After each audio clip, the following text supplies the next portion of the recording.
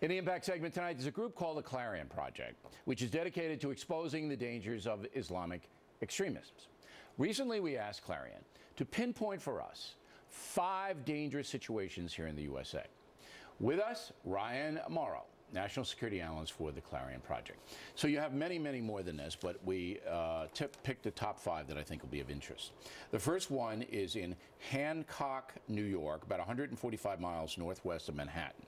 What's going up in Hancock? There's actually a place there called Islamburg. They have a sign that says, "Welcome to Islamburg." It's about a 60, 70 acre large compound, and it's the headquarters for a group called Muslims of the Americas that follows a radical cleric in Pakistan. The videotape that's on the screen is something that was given to me by a law enforcement source showing them engaging in guerrilla warfare training at that Islamburg compound. Okay, so Islamburg, upstate New York. They have weapons. It's private property. Right. All right. They're training on the property. Can the authorities do anything about it? Beyond monitoring them, no, because they're not listed as a foreign terrorist organization. FBI documents that we've obtained do show that they consider them a threat, but because they don't have that designation, they're able to operate in the U.S. and we have a dozen. Do you know how many people are up at this compound? That specific one, no, but the estimates of the number of members that this group has across the country, they say they have 22 of these places across the country, is somewhere around 3,000. Training ground. Wow. All right, now we have the Dar el Hara Islamic Center in Falls Church, Virginia. What's going on there? Right, a history of radical leadership over there. Anwar al-Awlaki used to be their imam before he went over and he joined Al-Qaeda. And there was even videotape that was taken of the current imam speaking recently in Virginia, where he specifically said that Muslims should be first in line to get the arms for jihad. All right, so at this center in Falls Church, there's an imam there presently.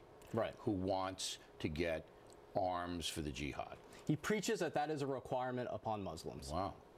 All right, the third one is one I mentioned last night in Brooklyn, New York, with John Stossel. It's the Masjid at-Taqwa Mosque. What's going on here? That's led by Suraj Wahaj, one of the most radical imams in the country, yet he manages to be a rock star speaking at Muslim events across the country, and even college campuses. He's going to be in Dallas this weekend in Garland, Texas for a big conference, and I brought that up to the imam we had on last night, who didn't seem to think this guy was so radical. He didn't address that. He was addressing the issue of whether he's been prosecuted, which is a whole nother thing. If you look at what he's been preaching, it's sheer anti-Americanism, turning America into a caliphate, and his mosque was even suing the NYPD because they were conducting surveillance on it. That's right, that de Blasio pulled off. So this is a bad hombre, as I said to Sasa last night. Then there's another one in New York City.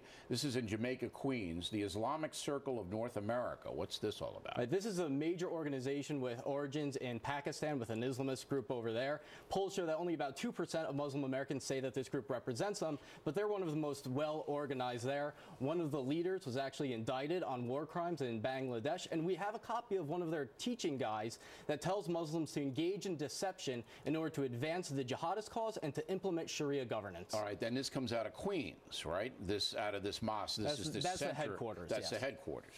All right, and finally, and this is the most controversial one, you have CARE, the Council on American-Islamic Relations, and they've been on this program. They do a lot of media. And what are you saying, that they're a dangerous group?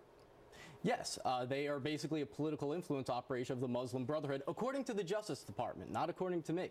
They specifically listed CARE as an entity of the U.S. Muslim Brotherhood, specifically its Palestine Committee that was secretly set up to advance the Hamas agenda. And the FBI wiretapped their leaders in 1993, talking about setting up CARE so that they could influence the media in their direction. Well, and that's what they do. They come out and they say, look, we're moderates and we just want to give you our point of view. But you say that they're directly tied into terrorist groups? Into the Muslim Brotherhood, yes. Which is a terrorist group. Right, and Hamas is the Palestinian wing of the Muslim Brotherhood. Okay.